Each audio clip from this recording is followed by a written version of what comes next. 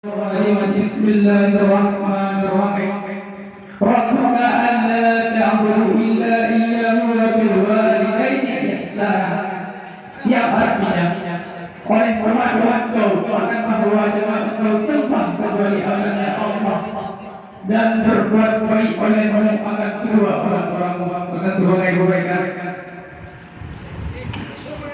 Pada suatu hari datang seorang pemuda kepada Rasulullah dan bertanya seputar tersebut kepada Rasulullah, ya Rasulullah, siapakah orang yang paling berhak aku perlakukan dengan baik ya Rasulullah?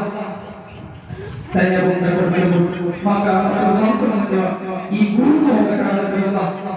Maka pemuda tersebut bertanya lagi, setelah itu siapa lagi ya Rasulullah?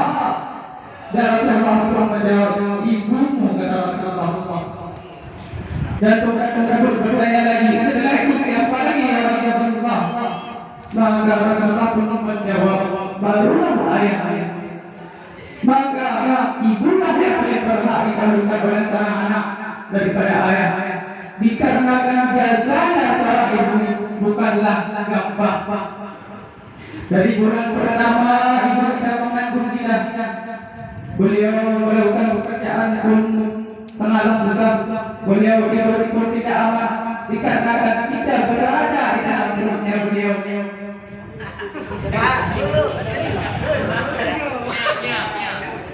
Maka di saat tibanya melahirkan, beliau rela mempertaruhkan nyawanya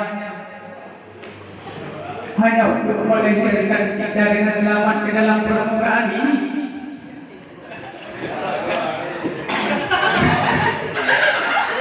Maka di saat kita sudah dewasa, kita sudah menjadi gubernur, kita sudah menjadi ulama yang besar, itu bukan dari kerja keras kita, melainkan doa dari ibu kita sudah didengar oleh Allah Ta'ala.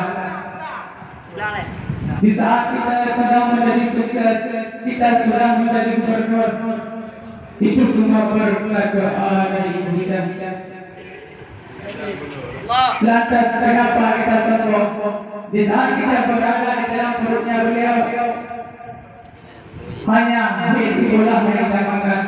Kita ini tercipta dengan setetes mati yang menjadikan yang kotor lagi amis.